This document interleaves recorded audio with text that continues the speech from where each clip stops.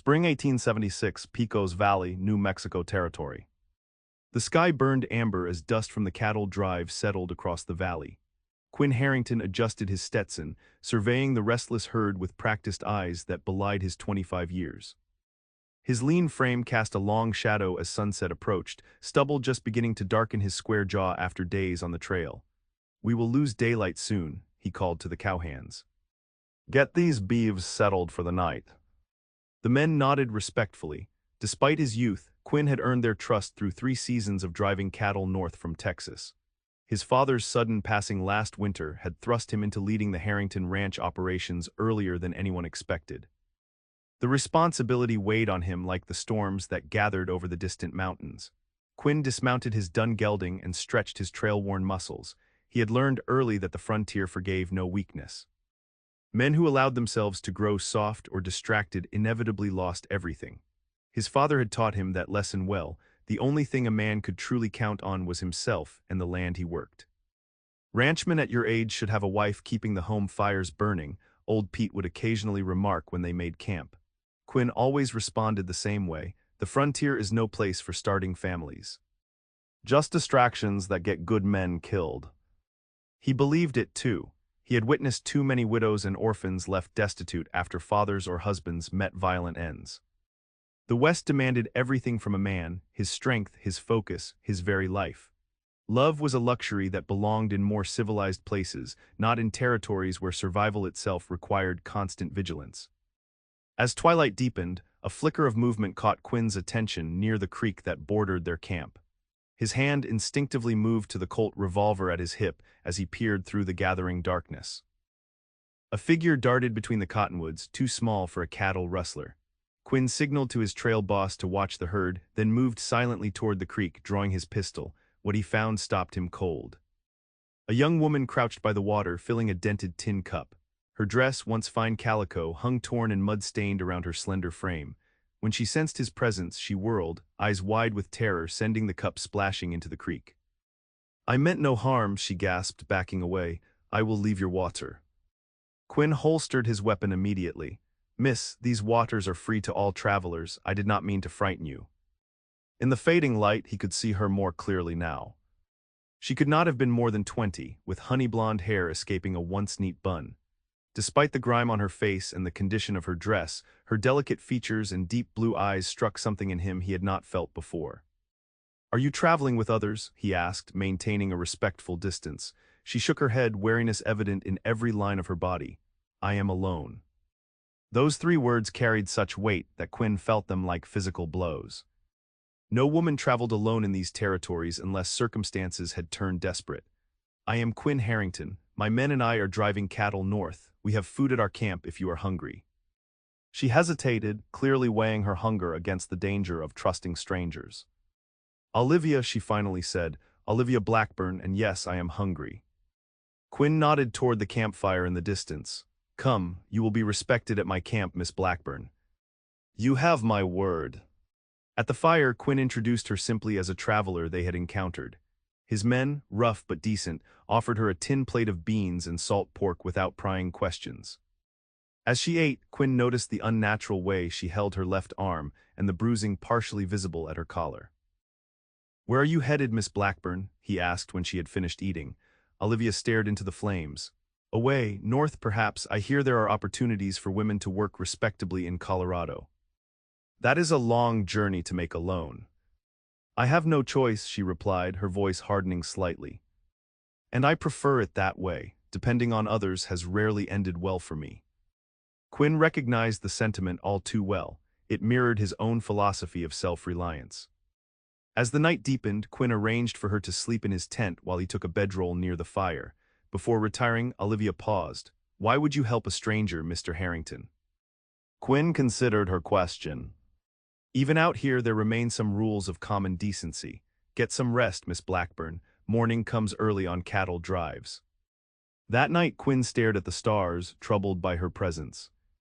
His instincts told him there was more to her story, that she was running from something or someone. The frontier was unforgiving to men, but doubly so to women alone. Whatever her circumstances, they could not be good. Morning brought clarity if not comfort. Quinn found Olivia already awake, her blonde hair neatly braided despite the lack of proper toiletries. "I cannot impose on your kindness further," she announced. "I thank you for the meal and shelter." Quinn frowned. "And where will you go? The nearest town is 40 miles north." "I will manage," she said, lifting her chin with a dignity that impressed him despite its impracticality. "Miss Blackburn," Quinn said carefully, "I do not know what circumstances have brought you here alone, but the territories are dangerous. We are driving to Santa Fe. We could provide safe passage at least that far." Her blue eyes searched his face for deception. Finding none, her shoulders slumped slightly. "Why would you do this?" "Because leaving you here would be tantamount to a death sentence, and I have enough weighing on my conscience already." After a moment's hesitation, she nodded. "To Santa Fe, then. I can cook to earn my keep." "That is not necessary." "It is to me, Mr. Harrington. I do not accept charity." Quinn recognized the pride in her stance. It was the same pride that had kept him going after his father's death, when advisors suggested selling the ranch rather than letting a young man shoulder such responsibility. "Very well, we leave within the hour." The cattle drive resumed with its newest addition perched uncertainly on a spare mare. By midday, Quinn noticed Olivia's discomfort and rode alongside her. "Have you ridden before?" he asked. "Not since I was a girl," she admitted, wincing as the horse jolted over uneven ground. "Here," Quinn said, reaching across to adjust her posture. "Sit deeper in the saddle and move with the horse, not against it." Their hands briefly touched, and Quinn felt an unexpected jolt. He pulled back, clearing his throat. "The drive will take 2 more weeks to reach Santa Fe. You might as well be comfortable." That evening, when the men settled around the fire, Olivia proved her worth by transforming their basic provisions into a stew that drew appreciative murmurs. Quinn watched as she worked, noting how she kept her back to something solid at all times, how her eyes constantly scanned the perimeter of camp. Over the next few days, a routine developed. During the day, Olivia rode near the chuck wagon, occasionally helping the cook. In the evenings, she assisted with meals, then retreated to the tent Quinn had given up for her use. Though she interacted politely with the men, she revealed little about herself. On the 5th night, as Quinn took his turn at watch, he spotted Olivia slipping away from camp toward a small rise. Concerned, he followed at a distance. He found her seated on a boulder, staring at the vast canopy of stars. "You should not wander from camp," he said, approaching slowly to avoid startling her. Olivia glanced at him but did not seem surprised by his presence. "Sometimes I need to breathe without being watched." Quinn sat on a nearby rock, leaving appropriate space between them. "Who are you running from, Miss Blackburn?" The directness of his question clearly caught her off guard. She stiffened, then sighed. "Is it so obvious?" "To someone who has spent years reading signs, yes." Olivia looked down at her hands, which she had clasped tightly in her lap. "My stepfather, a powerful man in eastern Texas. After my mother died, she paused, her voice growing quieter. His attentions became unwelcome." Quinn's jaw tightened. "Did he hurt you?" "The night I left, yes. I had refused his proposal of marriage." Her voice was flat, emotionless. "When I threatened to expose his behavior to the town, he reminded me that no one would believe me over him." "He is a judge." The admission hung in the night air between them. Quinn felt anger rise within him at the thought of such abuse of power, of her vulnerability. "You were right to leave," he said finally. "Yes, but I know him. He will not accept defiance. He has likely sent men to find me." Quinn nodded slowly. "That explains your caution. In Santa Fe, you could take a stage further north, perhaps to Denver. It would be harder to track you there." "With what money, Mr. Harrington?" she asked, a bitter smile crossing her face. "I fled with only what I could carry, my mother's locket and $10. They sat in silence, the vastness of the night sky emphasizing the harshness of her predicament. Quinn found himself wanting to offer more than just passage to Santa Fe, but he reminded himself of his own principles. Attachment was dangerous. The frontier demanded focus. "We should return to camp," he said finally, standing. "Morning comes early." As they walked back, Olivia stumbled on the uneven ground. Quinn caught her arm to steady her, and for a brief moment she leaned into his strength before pulling away. "Thank you," she murmured, and Quinn wasn't sure if she meant for catching her or for not pressing further about her past. The drive continued northward. With each passing day, Quinn found himself more aware of Olivia's presence. the way sunlight caught her hair, how her posture on horseback had improved, the rare occasions when she laughed at some jest from the cowhands. These observations disturbed him. He could not afford distraction. 10 days into their journey, disaster struck. A sudden thunderstorm spooked the herd, triggering a stampede just as they were crossing a narrow valley. Men scattered, desperately trying to control the panicked cattle. Quinn saw Olivia's horse rear in terror, throwing her to the ground in the path of the oncoming herd. Without thinking, he spurred his mount toward her, leaning dangerously from the saddle. He grabbed her arm, hauling her up behind him as the ground shook with the force of thousands of hooves. They rode hard for the valley's edge, the sound of the stampede deafening behind them. Olivia's arms wrapped tightly around his waist, her face pressed against his back. When they finally reached safety, Quinn's heart pounded from more than just the danger they had escaped. After the herd was brought under control, Quinn found Olivia tending to injured men with unexpected skill. "Where did you learn to dress wounds?" he asked, watching as she bandaged a cowhand's arm. "My mother was often ill."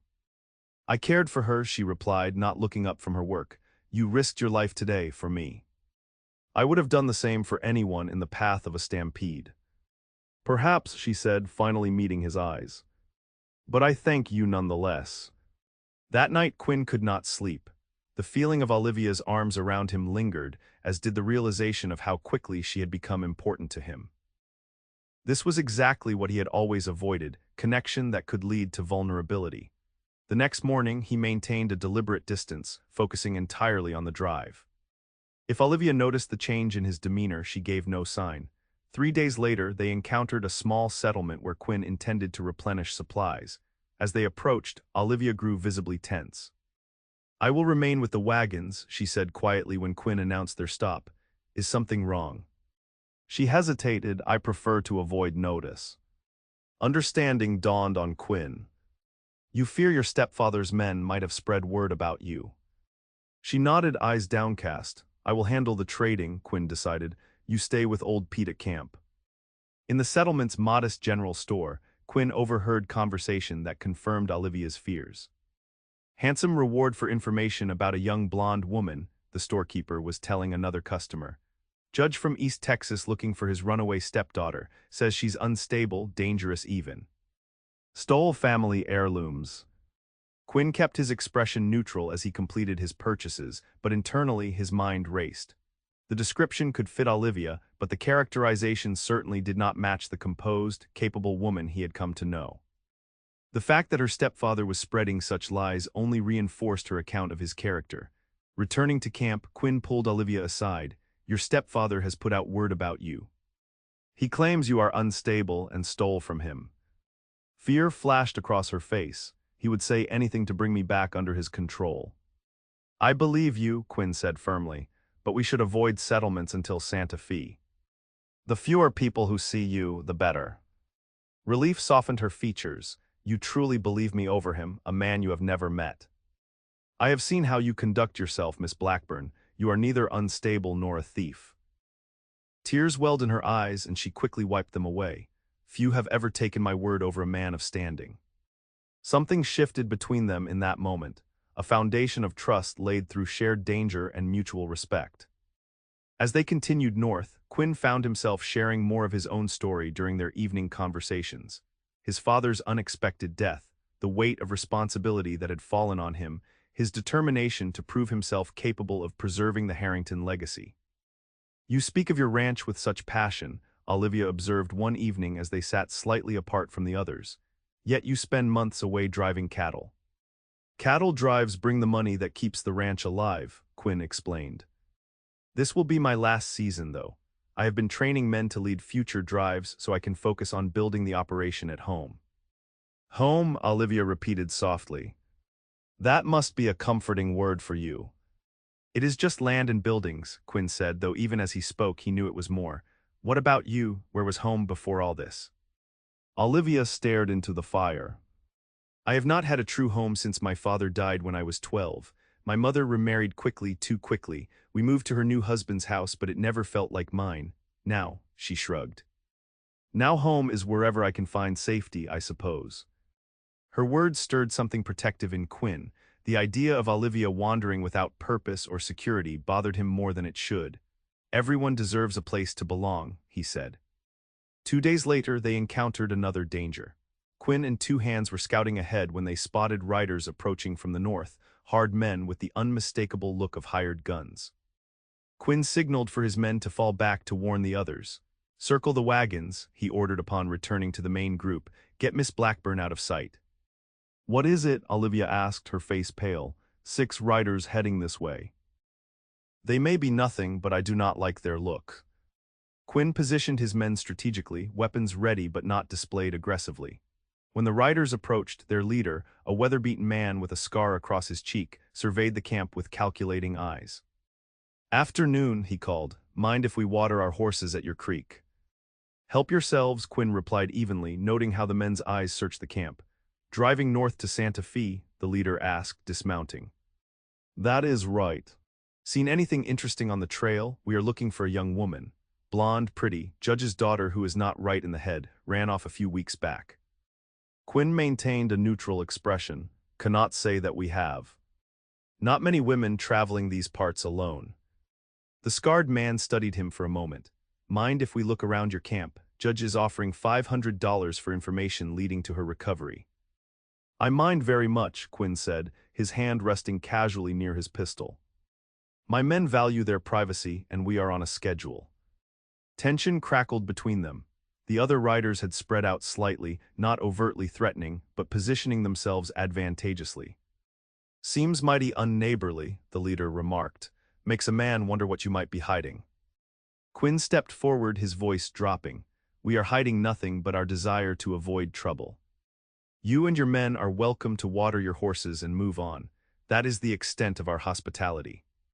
For a moment it seemed the confrontation might escalate, then the leader shrugged. "Suit yourself, but keep an eye out for that girl. She is dangerous, stabbed her stepfather before fleeing. Would be a shame if you gave shelter to someone like that without knowing." They watered their horses and rode south, but Quinn knew this was not the end. They had been fishing and would likely report back to whoever had sent them. When they were safely gone, Olivia emerged from her hiding place in one of the supply wagons, her face ashen. "I never stabbed him," she whispered.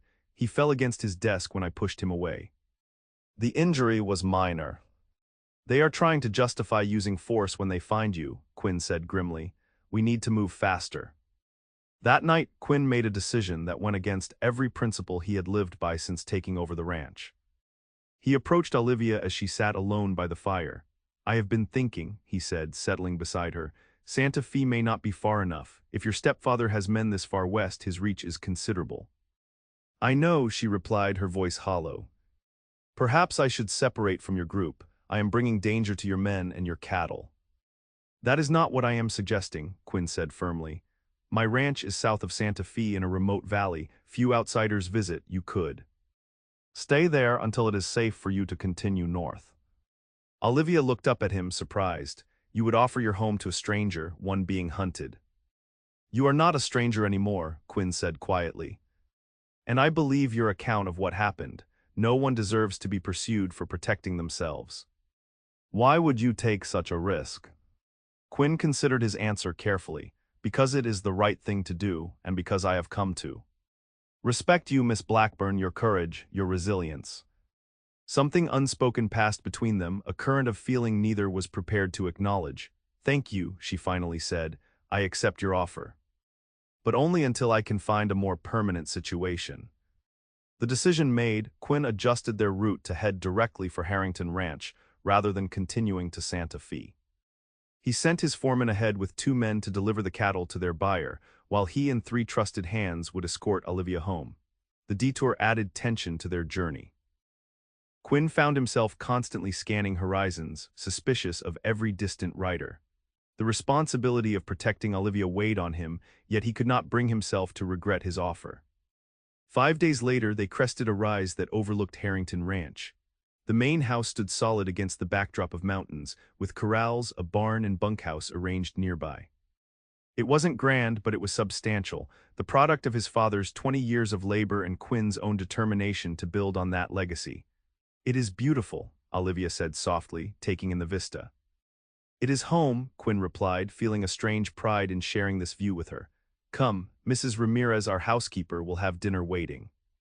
Mrs. Ramirez, a sturdy Mexican woman who had helped raise Quinn after his mother's early death, welcomed them warmly but with obvious curiosity about their unexpected guest.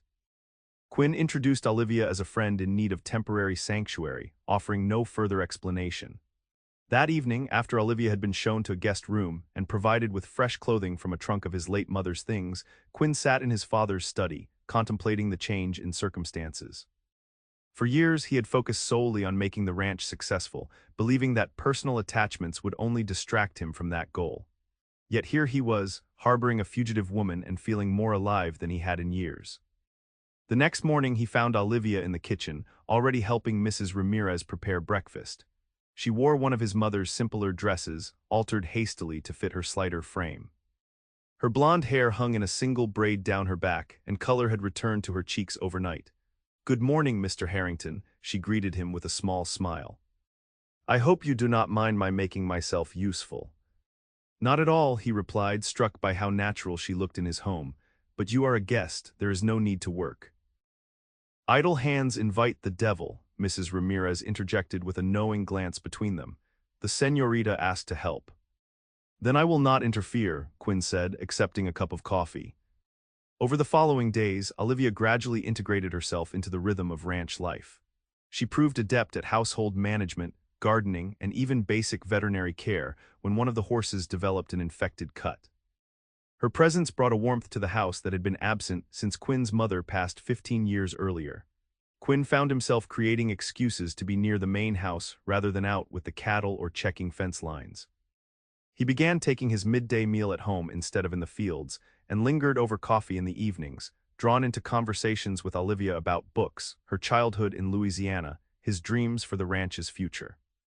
2 weeks after their arrival, Quinn returned from a long day of branding calves to find Olivia on the front porch, reading in the last light of day. She looked up as he approached, marking her place with a finger. "You look exhausted," she observed. Quinn smiled ruefully as he removed his hat and sat beside her. "Branding is never easy work." "Mrs. Ramirez saved you supper. I will eat soon." "I wanted to," he hesitated, uncharacteristically uncertain. "I wanted to make sure you are comfortable here, that you have everything you need." "You have been more than generous," Olivia said, closing her book. "I cannot thank you enough for your protection." "It is nothing," Quinn demurred. "Anyone would have done the same." "No, they would not," Olivia said firmly. "Most men would have left me at that creek or worse. You have shown me kindness without expectation of reward. That is rare in this world, Mr. Harrington." "Quinn," he said suddenly, "after all this time, I think you might call me Quinn." A slow smile spread across her face. "Quinn, then." "And I am Olivia." The simple exchange of first names felt unexpectedly intimate. In the gathering twilight, Quinn was acutely aware of her nearness, the subtle floral scent that somehow persisted despite frontier living, the way her eyes reflected the last golden rays of sunlight. "I should go in," he said abruptly, standing. "Early start tomorrow." Olivia nodded, but her expression suggested she understood his sudden retreat was about more than fatigue. As spring deepened into summer, Olivia's place at the ranch evolved from guest to something Quinn could not quite define. The hands treated her with respectful deference, while Mrs. Ramirez regarded her with obvious approval. Quinn found himself increasingly distracted by her presence, the sound of her humming as she hung laundry, the flash of her smile when he recounted some amusing incident from the day's work. One evening in early July, Quinn returned from town with troubling news. "I overheard men in the saloon," he told Olivia when they were alone in the study. "They mentioned a reward for a judge's runaway stepdaughter." "The description matched you." Fear shadowed her eyes. "They have traced me this far." "Not specifically, they were just passing through, but it means your stepfather has not given up the search." Quinn paced the room, troubled. "I did not expect him to pursue you with such determination." "I told you he was powerful and he does not tolerate defiance." Olivia wrapped her arms around herself. "Perhaps I should move on. Your kindness has given me time to regain my strength, but I cannot stay forever." The thought of Olivia leaving sent an unexpected pang through Quinn's chest. Where would you go? North still. Perhaps all the way to Montana territory. Quinn stopped pacing, alone, across hundreds of miles of dangerous country. "I survived before you found me," she reminded him. Barely, he retorted. And now men are actively searching for you. Frustration and concern battled in Quinn's mind. He had built his life around self-sufficiency and emotional restraint, yet the thought of Olivia facing danger alone was unacceptable. Stay, he said finally, at least until winter passes. No one travels these mountains once snow falls. By spring, your stepfather may have given up the search. Relief and something more complex crossed Olivia's face. Are you certain? I have imposed on your hospitality for too long already. You have not imposed, Quinn said quietly. You have brought something to this house it was missing. The admission hung between them, more revealing than he had intended. Thank you, she whispered. I will stay until spring then. As summer advanced, their relationship deepened into something neither of them named, but both increasingly relied upon. They developed evening rituals, reading by lamplight, discussing the day's events, occasionally playing chess on an old set that had belonged to Quinn's father. Sometimes they simply sat in comfortable silence on the porch, watching stars emerge in the vast New Mexico sky. Quinn found himself sharing thoughts he had never voiced to anyone, his occasional doubts about his ability to manage the ranch, memories of his parents, dreams of expanding their holdings northward toward better grasslands. Olivia listened with genuine interest, offering perspectives that often helped him see situations differently. In turn, she gradually revealed more of herself, her love of poetry, her talent for sketching landscapes, her childhood dreams of becoming a teacher before her father's death altered her family's circumstances. She spoke of her mother's decline after remarrying, how she had tried and failed to protect her from her new husband's controlling nature. She simply faded away, Olivia said one evening as they sat before the fireplace. By the end, I think she welcomed death as an escape. Is that why you ran, fear of the same fate? Olivia stared into the flames, partly. But also because I refused to let him shape me into something broken. The night I left, when he struck me for refusing his proposal, I saw my whole life laid out before me, years of subjugation, of pretending, of dying inside. And I chose differently. Quinn reached across the space between their chairs and took her hand. It was the first deliberate touch he had initiated since their journey to the ranch. You made the right choice, he said softly. Her fingers tightened around his. I begin to believe so. Late August brought the county's annual harvest dance, a rare social occasion that drew ranchers and townspeople from miles around. Quinn had avoided such gatherings since taking over the ranch, finding them a distraction from work. This year, however, Mrs. Ramirez insisted they attend. The señorita has seen nothing but this ranch for months, she scolded Quinn. A young woman needs society occasionally. It might be dangerous, Quinn protested, if anyone recognized her. Who would recognize her here? And it would raise more suspicion if the young master suddenly kept a woman hidden away without ever bringing her to town. Quinn could not argue with this logic, though he remained concerned. When he broached the subject with Olivia, she surprised him with her enthusiasm. I would love to go, she said, eyes brightening. It has been so long since I heard music or danced. Her excitement was infectious, and Quinn found himself looking forward to the event despite his misgivings. Mrs. Ramirez helped Olivia alter one of Quinn's mother's finer dresses for the occasion, a deep blue that complemented her eyes and coloring. When Olivia descended the stairs the evening of the dance, Quinn stood speechless in the entry hall. The dress fit her perfectly, highlighting her slender waist and the graceful curve of her shoulders. Her blonde hair had been arranged in an elegant style that softened her features, with a few curls framing her face. You look. Quinn struggled to find appropriate words. Beautiful does not seem adequate. A blush colored her cheeks. Thank you, you look quite handsome yourself. Quinn had donned his best suit, rarely worn since his father's funeral. He offered his arm, suddenly feeling like a much younger man escorting his first sweetheart. The harvest dance was held in the town's modest community hall, festooned with autumn decorations and lit by dozens of lanterns.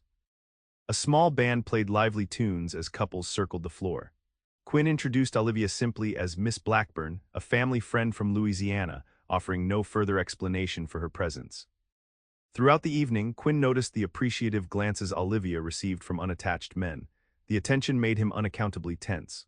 When Thaddeus Mercer, a neighboring rancher's son, asked Olivia to dance, Quinn found himself clenching his jaw as he watched them circle the floor. You should dance with her yourself if you are going to glare at every man who does, observed Sarah Wilson, the shopkeeper's daughter who had known Quinn since childhood. I do not dance, Quinn replied stiffly. Since when? You used to be quite good at it, as I recall. Quinn ignored the comment, but when the music changed to a slower waltz, he found himself crossing the floor to where Olivia stood chatting with an elderly couple. Might I have this dance? He asked, extending his hand.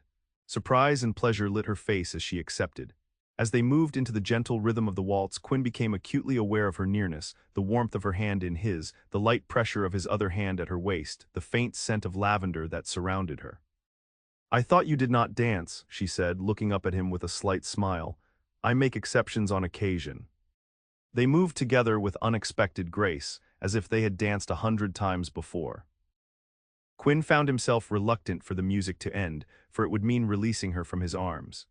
As the evening progressed, Quinn relaxed, allowing himself to enjoy the simple pleasure of Olivia's company in a social setting. They danced several more times, conversed with neighbors, and sampled the abundant refreshments. For a few hours, the concerns that had shadowed them her past, the men searching for her, receded into the background. It was nearing midnight when disaster struck. Quinn had stepped outside for a moment of fresh air when he overheard a conversation between two men smoking near the hitching posts. I am telling you, that blonde with Harrington matches the description. $500 is a lot of money. You are drunk, Ellis. Why would a judge's runaway stepdaughter be at Harrington Ranch? Do not know, do not care, but I aim to find out more. Judge Baker said she might use the name Olivia or Livy. Quinn's blood ran cold. He returned immediately to the hall, searching for Olivia among the dancers. Finding her near the refreshment table, he approached with forced casualness. It is getting late, he said quietly. We should head home. Olivia must have sensed his tension. Of course, she agreed without question. As they collected their wraps, Quinn noticed Ellis Thompson watching them with calculating interest. He guided Olivia to their wagon with a protective hand at her back, helping her up before climbing in beside her. What is wrong? She asked once they were on the road home. Someone recognized your description from the reward notices. Mentioned your name and your stepfather, Judge Baker. Olivia's hands twisted in her lap. I should have been more careful, used a different name. No one has confirmed anything yet, Quinn assured her. But we will need to be more cautious now. The incident cast a shadow over what had been a magical evening. As they rode home under the star-filled sky, Quinn found himself planning how to protect Olivia should her stepfather's men come looking for her at the ranch. The thought of losing her, of her being forced back to Texas against her will, filled him with cold dread. I am sorry for bringing this trouble to your door, Olivia said softly. Quinn reached over to cover her hands with his. Do not apologize if finding you brought trouble it also brought. He hesitated, then continued with careful honesty. It brought light back to a home that had grown dark. In the pale moonlight he could see tears shimmering in her eyes. Quinn. Whatever she might have said was interrupted as they approached the ranch. The main house was fully lit, and several horses Quinn did not recognize stood in the yard. Stay in the wagon, he ordered, reaching for the rifle kept beneath the seat. Something is not right. As Quinn approached the house, the front door opened to reveal Mrs. Ramirez, her expression tight with worry. Senor Quinn, she called, these men arrived an hour ago asking questions. 4 men emerged behind her, hard-faced strangers with the unmistakable bearing of hired guns. Their leader, a tall man with a graying beard, stepped forward. Quinn Harrington, I am Marshal Webb from Austin, Texas. He flashed a badge. I have a warrant for the arrest of Olivia Blackburn on charges of theft and assault against her legal guardian, Judge Emmett Baker. Quinn kept his expression neutral despite the fury building within him. There must be some mistake. Miss Blackburn is a family friend visiting from Louisiana. No mistake, Webb replied coolly. We have tracked her from East Texas. Judge Baker is most anxious for his stepdaughter's safe return. Quinn was acutely aware of Olivia still seated in the wagon behind him, of the men flanking the supposed marshal, of the precarious situation they faced. May I see this warrant? He asked, stalling for time. As Webb reached inside his coat, Quinn heard the soft sound of the wagon starting to move. Olivia had taken the reins and was turning the team around, heading back toward the road. The marshal's men noticed simultaneously, reaching for their weapons. Stop her, Webb shouted. In that moment Quinn made his choice. He swung the rifle toward the men, creating the distraction Olivia needed to escape. "Run," he yelled to Mrs. Ramirez, who darted back inside as gunfire erupted. Quinn dove for cover behind a water trough as bullets splintered wood around him. He returned fire, not aiming to kill but to keep the men pinned down while Olivia fled. Through the chaos, he heard hoofbeats fading as the wagon raced down the drive. A searing pain tore through his upper arm as a bullet found its mark. Quinn gritted his teeth, continuing to fire until his rifle clicked empty. In the momentary silence that followed, he heard Webb's voice. "Harrington, you are interfering with lawful justice. Throw out your weapon and tell us where she is headed." Quinn remained silent, assessing his options. His revolver remained holstered at his hip, but he was outnumbered and wounded. More importantly, every moment he kept these men occupied gave Olivia a better chance of escape. "I know she is running scared, boy," Webb continued. "But that girl is not right in the head. Judge Baker only wants what is best for her." "Is that why he proposed marriage to his stepdaughter?" Quinn called back, his voice hard with contempt. "Is that what is best for her?" A pause followed his words. "That is a vicious lie," Webb finally responded, though something in his tone suggested uncertainty. "The judge is a respected man of the law." "The law does not give men the right to force women into marriage or beat them when they refuse," Quinn retorted. "Whatever warrant you have is based on lies." More gunfire answered him, forcing Quinn deeper into cover. Blood soaked his sleeve, and he knew he could not hold out much longer. His ranch hands were housed too far away to have heard the commotion, and Mrs. Ramirez was hopefully hiding somewhere safe. Just as Quinn prepared to make a desperate move, the sound of approaching riders reached him. For a terrible moment, he feared Webb had brought reinforcements. Then he recognized the whoops and calls of his own men, returning early from their evening in town. The tide quickly turned. Webb and his men, now outnumbered, retreated to their horses and galloped away, but not before Webb called out a final warning. "This is not over, Harrington. Harboring a fugitive is a serious offense." "We will be back with more men." Quinn's foreman Jackson helped him to his feet, eyeing the bloody sleeve with concern. "Boss, what in blazes happened?" Quinn grimaced through the pain. "Those men were after Olivia. They claim to have a warrant, but they are working for her stepfather, a judge who wants to force her to marry him." Jackson's weathered face hardened. "Where is Miss Blackburn now?" "She fled when the shooting started. I need to find her before they do." Despite his men's protests about his wound, Quinn allowed only the most basic bandaging before mounting a fresh horse. He left Jackson in charge of securing the ranch and sent 2 hands to escort Mrs. Ramirez to her sister's home in town for safety. "If I am not back by morning, assume the worst," Quinn instructed grimly. "There is a letter in my desk that explains everything. Get it to Sheriff Collins." With that, he rode into the night, following the most likely route Olivia would have taken, north toward the mountains, where the terrain offered both challenge and concealment. The wounded arm throbbed with each hoofbeat, but Quinn pushed forward, scanning the darkness for any sign of the wagon.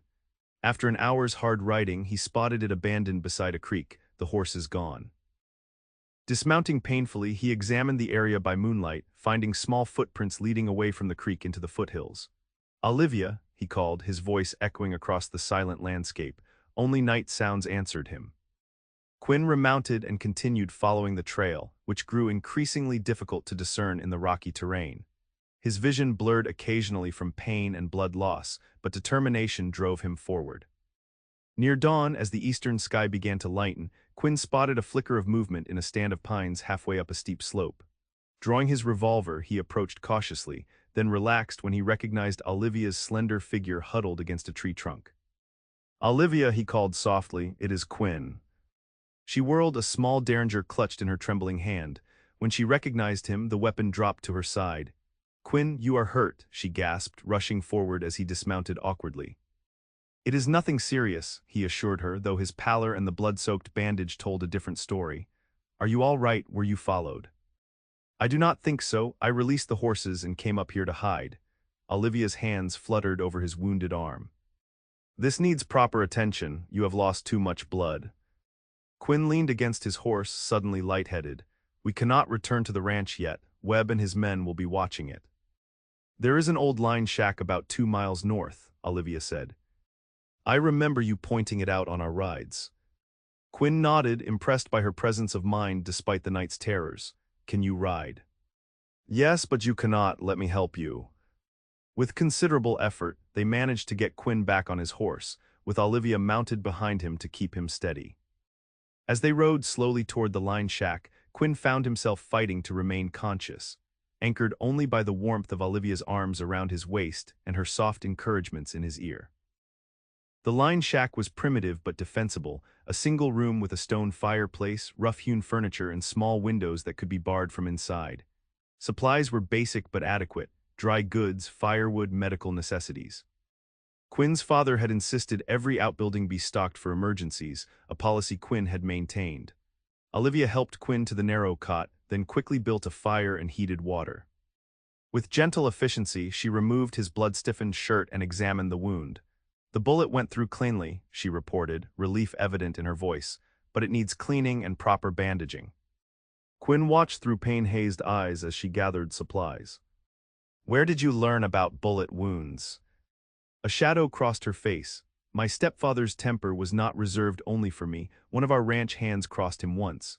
She did not elaborate further, focusing instead on preparing to treat his injury. The cleaning process was agonizing, but Quinn endured it silently, his jaw clenched as Olivia worked. When she finally tied off a fresh bandage, he relaxed slightly. "Thank you," he murmured. "I should be thanking you," Olivia replied, her voice breaking. "You risked everything for me tonight, your home, your safety. Why, Quinn, why would you do that?" Quinn looked up at her, the woman who had unexpectedly transformed his carefully ordered existence. In the golden light of early dawn filtering through the cabin windows, she appeared both vulnerable and fierce, her blonde hair falling loose around shoulders that somehow bore the weight of all she had endured. "Because you matter to me," he said simply, "more than I ever thought anyone could." Tears spilled down Olivia's cheeks. "I have brought nothing but danger to your door." "No," Quinn contradicted her, reaching for her hand despite the pain the movement caused. "You brought life back to a house that had forgotten what it meant to be a home." Olivia's fingers interlaced with his. "What will happen now? They will not stop hunting me." "I have been thinking about that," Quinn said, his thumb tracing circles on the back of her hand. "Your stepfather's influence likely does not extend beyond Texas. If we could prove his allegations false, expose his true motivations." "How? His word against mine would never be enough. He is a judge respected throughout East Texas." Quinn considered this. "There must be others he has wronged, your mother, perhaps the ranch hand you mentioned. If we could find witnesses, build a case against him." Exhaustion and blood loss were taking their toll. Quinn's thoughts grew fragmented, his eyelids heavy. "Rest now," Olivia urged, seeing his struggle to remain conscious. "We are safe for the moment." Quinn's last awareness before succumbing to sleep was of Olivia's hand still holding his, an anchor in a world suddenly full of uncertainty. He woke to afternoon sunlight and the smell of coffee. Olivia sat in a chair beside the cot, a rifle across her lap, watching the door with vigilant attention. "How long was I asleep?" Quinn asked, his throat dry. Olivia turned to him with evident relief. "Nearly 8 hours, your color is better." She helped him sit up and offered a cup of water. "I have kept watch, no sign of anyone yet." Quinn took stock of their situation. His arm throbbed dully, but the dizziness had receded. Outside, his horse grazed peacefully, suggesting no disturbances had occurred during his rest. "We cannot stay here indefinitely," he said. "Webb will have men searching all of my property by now." "What will you do?" Olivia asked, her expression troubled. "Your entire life is here, your ranch, everything your father built. I cannot let you lose that because of me." Quinn considered his options carefully. The rational course would be to send Olivia north alone, to return to his ranch and deny any knowledge of her current whereabouts. He could rebuild whatever damage Webb and his men had caused, continue the life he had planned for himself. But the thought of Olivia facing an uncertain future alone, constantly looking over her shoulder, was unacceptable. Something fundamental had shifted within him during their months together, challenging every belief he had held about what mattered most in life. "There is another option," he said slowly. "One I have been considering since before this happened." Olivia waited, her blue eyes searching his face. "I own land further north near the Colorado border. My father purchased it years ago as an investment, but I have never developed it." "We could go there, start fresh." "Leave everything you have built here?" Olivia asked incredulously. "Quinn, I cannot allow you to make such a sacrifice." "It would not be a sacrifice," he replied with quiet certainty. "Not if you were with me." The words hung between them, their implications clear. Olivia's eyes widened. "What are you saying?" Quinn sat straighter, ignoring the pain in his arm. "I am saying that I have fallen in love with you, Olivia Blackburn. That my life was hollow before you arrived in it. That a ranch, cattle, land, none of it means anything without someone to share it with." Tears welled in Olivia's eyes. "Quinn, you cannot mean." "I have never been more certain of anything," he interrupted gently. "I love you. If you feel anything for me, we can build a new life together, somewhere your stepfather cannot reach us." "I do love you," Olivia whispered, her voice breaking. "So much that the thought of ruining your life terrifies me." "You have not ruined it," Quinn assured her. "You have shown me what it could be, what it should be." He reached for her hand, drawing her from the chair to sit beside him on the cot. "Marry me, Olivia, not today or tomorrow, but when we have established ourselves somewhere safe. Be my wife, my partner in whatever life we build." A sob escaped her as she pressed her face against his good shoulder. "Yes," she breathed against his skin. "Yes, I will marry you." Quinn held her as tightly as his injured arm allowed, feeling a sense of rightness that transcended all logical concerns about property or legacy. In this moment of commitment, he understood what his father had tried to teach him years ago, that land and livestock were merely the foundation for what truly mattered: family, love, connection. By evening, Quinn felt strong enough to travel. They decided to head north immediately, avoiding main trails and settlements. Before leaving, Quinn wrote a letter to Jackson explaining his decision and providing instructions for the ranch's management in his absence. He included directions to forward necessary documents to a lawyer in Denver who could handle the eventual sale or transfer of the property. "I will send for Mrs. Ramirez when we are settled," Quinn promised as he secured the letter where his foreman would find it. "She has family in Colorado who might welcome the opportunity to join us." They rode through the night, Quinn fighting through pain and fatigue, Olivia alert for any sign of pursuit. By dawn, they had crossed into territory where Quinn was less well known, reducing the chances of recognition. They purchased supplies at a small trading post, claiming to be a married couple heading to visit family in Colorado. For nearly 2 weeks, they traveled northward, taking indirect routes and avoiding large settlements. The journey was arduous, particularly for Quinn as his wound healed, but each day brought them closer to safety and a new beginning. Finally, they reached the land Quinn's father had purchased years earlier, a verdant valley nestled between pine-covered hills, with a clear stream running through its center. A crude cabin stood near the stream, built by the previous owner but long abandoned. "It is not much," Quinn said apologetically as they approached the weathered structure. "Nothing like the home you deserve." Olivia surveyed the valley, taking in the natural beauty of the place despite its undeveloped state. "It is perfect," she declared, "a true fresh start." The cabin required substantial work to be habitable, but they tackled the challenge together. Quinn, still limited by his healing arm, focused on tasks he could manage one-handed, while Olivia proved surprisingly adept at basic carpentry and resourceful in creating comforts from limited materials. Within a month, they had transformed the cabin into a simple but comfortable home. Quinn purchased cattle from nearby ranches to start a small herd, while Olivia established a garden that would provide vegetables through the summer and fall. Word eventually reached them through Quinn's Denver lawyer that Webb and his men had indeed searched Harrington Ranch thoroughly before departing empty-handed. Jackson had managed affairs admirably in Quinn's absence, maintaining the operation while deflecting questions about his employer's whereabouts. Most importantly, the lawyer reported rumors that Judge Baker's reputation had suffered unexpected damage. It seemed Quinn's defiance had prompted others to speak out, including a former housekeeper who confirmed Olivia's account of her stepfather's inappropriate behavior. While Baker remained in office, his influence had diminished considerably, and his search for his stepdaughter appeared to have been abandoned. This news brought relief but did not change their decision to build a new life in Colorado. Quinn arranged for the Harrington Ranch to be managed by Jackson with an option for the foreman to purchase it over time, an arrangement that honored his father's legacy while allowing Quinn to invest in their future. In late September, with the first hints of autumn coloring the surrounding hills, Quinn and Olivia were married by a traveling preacher who served the scattered homesteads in the region. The ceremony was simple, witnessed only by Mrs. Ramirez, who had indeed joined them, and a few neighbors they had come to know.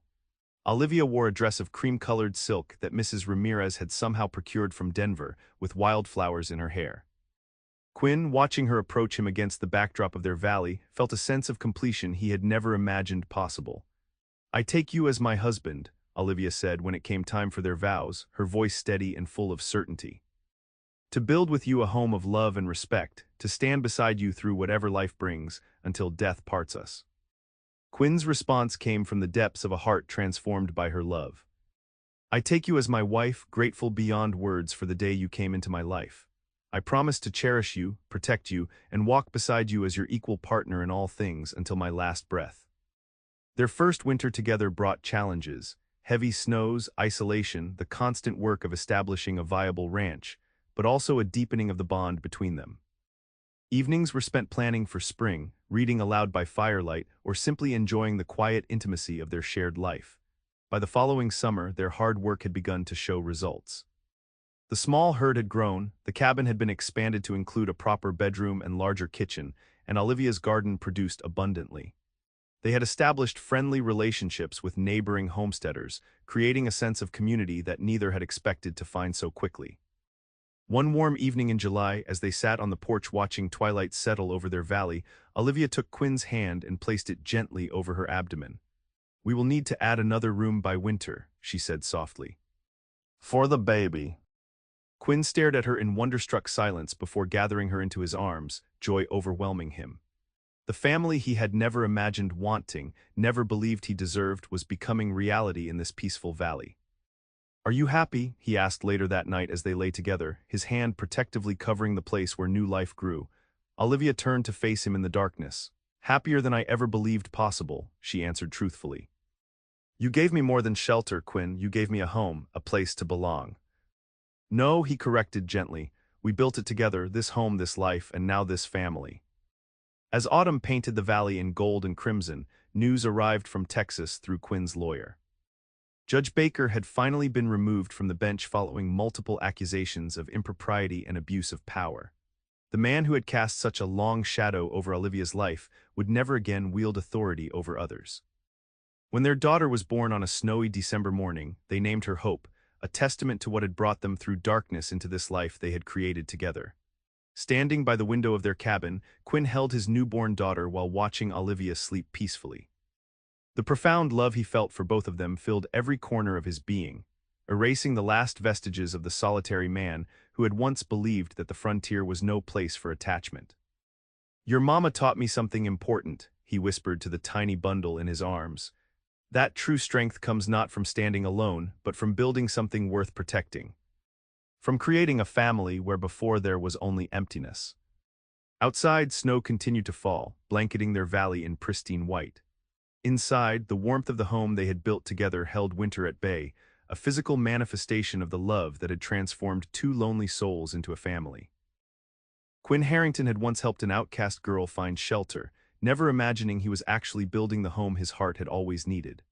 Now, cradling his daughter while his wife slept nearby, he understood that the greatest legacy a man could create was not measured in acres or cattle, but in love that endured beyond all hardship, in family that gave purpose to every struggle. And that was a legacy worth everything.